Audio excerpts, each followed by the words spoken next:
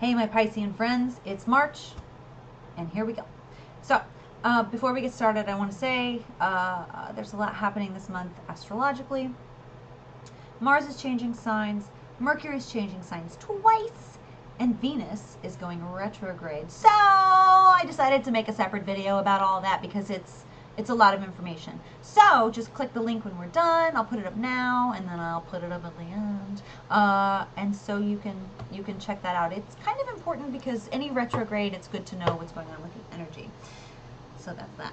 But of course, I'm still going to do the moons for every sign. Duh. So, guys, there is a Virgo new moon. I'm sorry, there's a Virgo full moon on March. Just look at your card, Tracy. This is my card. Look. Just so I remember, but instead I'm like, I don't need to. It's like acting when they're like, just bring the freaking sides in with you. Read, even if you have to hold them. Anyway, so there's a Virgo full moon on the 12th in your 7th house of partnership, relationships, all this good stuff. And it's a full moon, so it's release, and it's in Virgo, which is a very nitpicky moon. So we might find ourselves letting go of relationships that haven't lived up to our standards. We might all of a sudden, excuse me, you know those pros and cons lists? It might be one of those situations where your cons list outweighs your pros list, and you're like, you know what? I'm not into this relationship. And it can be anything, dating, marriage, really it's committed partnership, business, if you're in a business partnership with somebody. So you're just going to see that, but it's going to be through the Virgo lens, the lens of the Virgo moon, which is very nitpicky, very much like, see small details, like, I see that mole next to your nose and I hate it. So it's one of those things. I mean, that's a very, very silly, goofy little thing, but it's one of those things like, you do this to me, all of a sudden it stacks up and you can see all these things, and it's a great time when all the baby, what is it, the sum and the equal to the parts. As soon as the camera's on, I can't remember anything ever. The whole is, you know what I'm saying, greater than the sum of its parts, whatever. But that's the thing, the sum of the parts is the thing, and all of a sudden, like, whoa, too much. Then you see the whole and you let it go.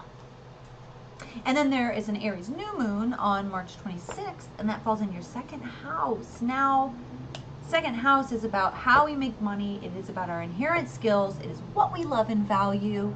And it's ruled by Venus. And I told you there's a Venus retrograde. That's why I'm telling you to watch the video, because it's important. Because Venus is like internalized. But Aries means quick. Aries is quick and direct and boom, fast, pioneering, like ready to go, initiating.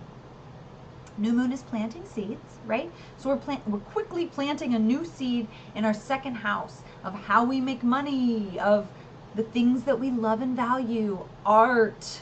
You know, it's the Taurus house, so all those things. So there might be an opportunity for you to make some money this month, very, very quickly. Like a nice quick sum of money could be coming to you, which is very exciting. But also, you might have a very sudden opportunity to use some of your skills, some of those wonderful skills. And this is, oh my God, this is Pisces. So you're like dying for the moment someone will be like, let me pay you for your genius. So that could be happening around the 26th. Again, I keep talking about this video, just watch it, because I want you to know about Venus. The best thing for you will be like an existing project or a partner that you used to have. Maybe not a brand new person. It's a new seed, but the circumstances surrounding it should be RE words for the Venus retrograde, especially since she rules this house. She rules the house that your new moon is in, that this seed is, and she's going inward. Watch the video.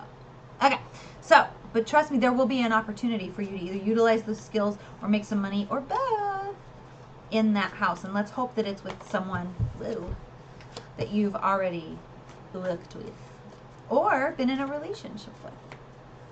Hey now. So, I'm using the Wild Unknown Tarot deck. It's not my favorite deck, but I'm working with it more.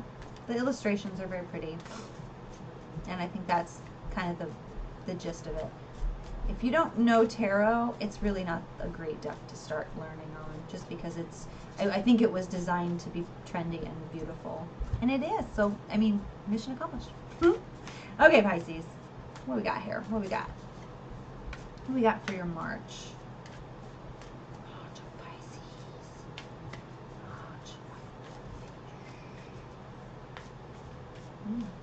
Ooh, I got tingles. Let's find out.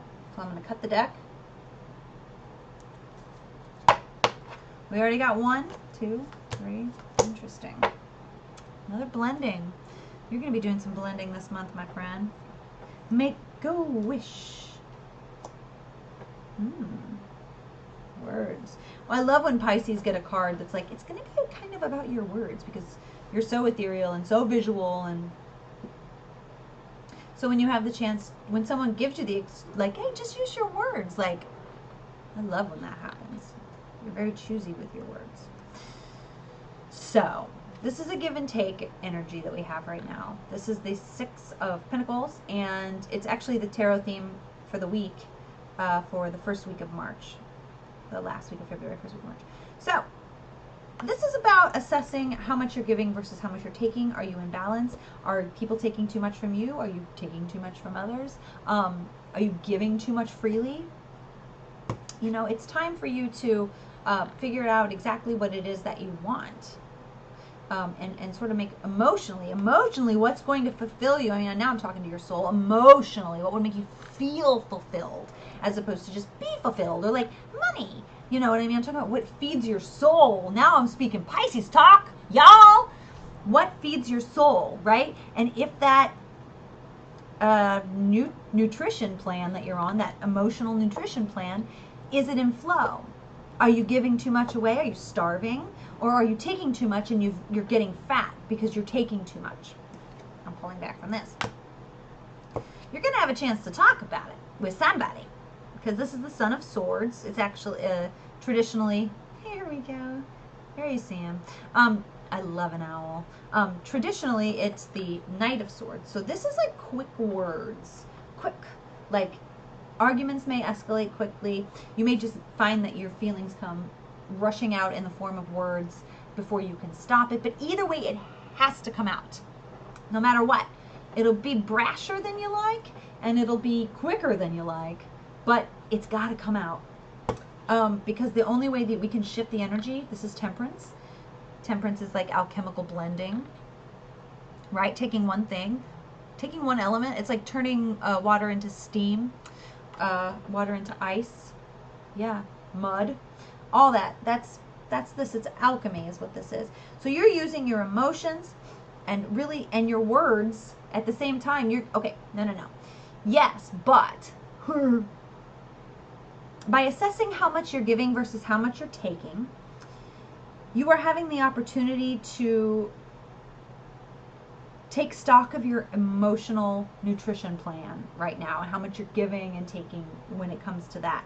And you have to talk about it if you want this to change, because it has to change. It has to turn into something else, because it's like one of those things, if you don't take the time to turn it into something else, it's going to manifest into a new mold all on its own. And that's not something you want. So you got to open your mouth and say something. It'd be great if you could plan it a little bit more, but it's probably going to be like a sudden burst. This could have to do with the partnership we were talking about, that 7th house, looking at your moon again, at Virgo, like that nitpicky, like, I have to say something, you're killing me, or, you know, just an example. But things like that, like, get it off your chest, because it could honestly be emotionally malnourishing you, holding it in. You need to, that might be the thing that you need to give. And again, partnership doesn't even have to be just like business, relationship. I mean, it's marriage. It's like friendship. It could be anything. It could be your relationship to another thing, but it's just like a one-on-one. You know what I'm saying? So it just looks like you have some shifting to do. It's up to you to take this energy and shift it into something else. Shift it into the direction that you want it to go. That's the thing. If you just let it go, it might shift into something completely different and something you really don't want, and that's no good for anybody. Because then whoever's on the other side of it, or whatever's on the other side of it, will continue to take. I just thought Rocky Horror Picture Show. Take, and drain everyone of their love and emotion. That's what could be happening. So, yeah, that's your March. Again, I know I keep saying, watch my video, but I'm encouraging you because I want you to be educated on the energy of the month. And Pisces, I love you. Don't forget to like and subscribe and comment and all that, whatever, all that stuff. I do a daily draw on Instagram. Live your life. And I will talk to you soon. You know, I think we'll do this again next month. Okay, bye.